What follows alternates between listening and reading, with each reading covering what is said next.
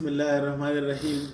I am Dr. Mohibullah Wazir, and the topic is axillary nerve, also called as circumflex nerve, also called as nervi axillaris. Look, this is posterior cardiac plexus.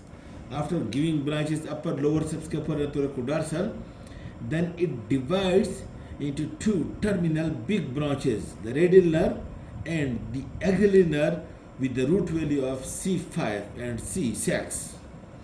This axillary nerve, look, this is again posterior cord, see lower subscapular, and this axillary nerve, now it passes through the quadrangular space which is bounded above by the subscapularis, below by the teres major, and medially by this long head of the triceps, and laterally by the cervical neck, along with this posterior circumflex artery and vein, and then comes out from over here and then comes posteriorly along in contact with the posterior surface of cervical neck of the humerus. You can again see now the axillary nerve and posterior circumflex humeral artery, but over here superiorly it is bounded by this the teres minor muscle, and then this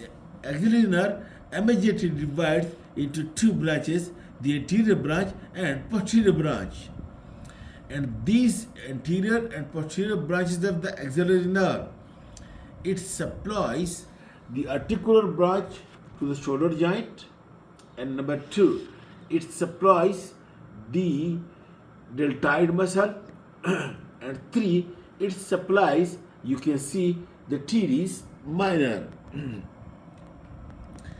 And after supplying the deltoid and teres minor and the shoulder joint, then one branch of the axillary nerve from the posterior branch, look, it turns around, look, this is the deltoid posterior border, one branch of it turns around the posterior border of the deltoid to come to the skin over the lower lateral part of the deltoid. This is called as upper lateral cutaneous nerve or superior lateral cutaneous nerve of the arm, which supplies the skin over the lower part of the deltoid.